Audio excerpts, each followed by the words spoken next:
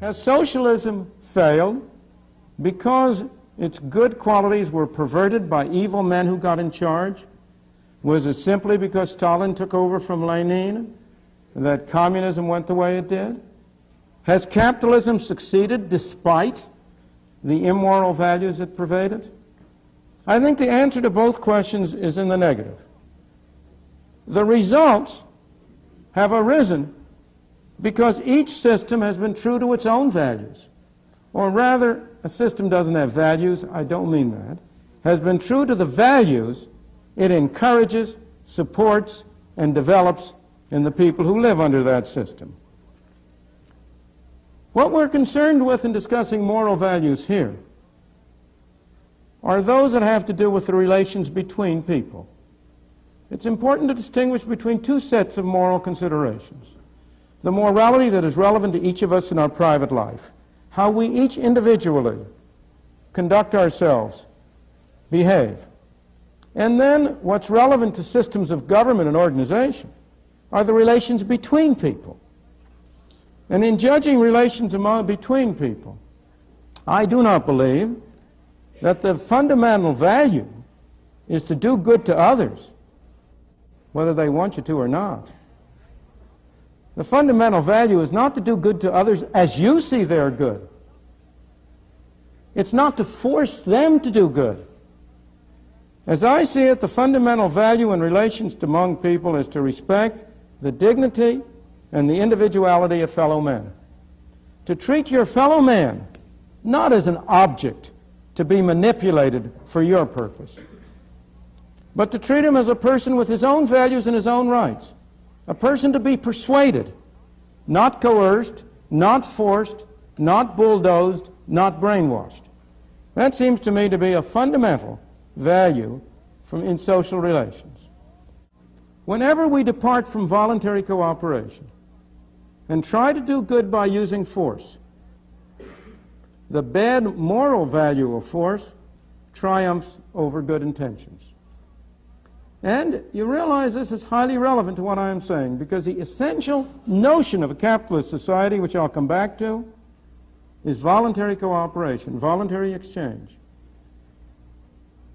The essential notion of a socialist society is fundamentally force. If the government is the master, if society is to be run from the center, what are you doing? You ultimately have to order people what to do. What is your ultimate sanction? Go back a ways. Take it on a milder level. Whenever you try to do good with somebody else's money, you are committed to using force. How can you do good with somebody else's money unless you first take it away from them? The only way you can take it away from them is by the threat of force. You have a policeman, a tax collector, who comes and takes it from you. This is carried much farther if you really have a socialist society. If you have an organization from the center, if you have supposed government bureaucrats running things, that can only ultimately rest on force. But whenever you resort to force, even to try to do good, you must not question people's motives. Maybe they're evil sometime, but look at the results of what they do. Give them the benefit of the doubt. Assume their motives are good. You know, there's an old saying about the road to hell being paved with good intentions. You have to look at the outcome. And whenever you use force, the bad moral value of force triumphs over good intentions. The reason is not only that famous aphorism of Lord Acton. You all know it, you've all heard it. Absolute power corrupts. Power corrupts. Absolute power corrupts absolutely. That's the whole aphorism. That's one reason why trying to do good with methods that involve force lead to bad results. Because the people who set out with good intentions are themselves corrupted.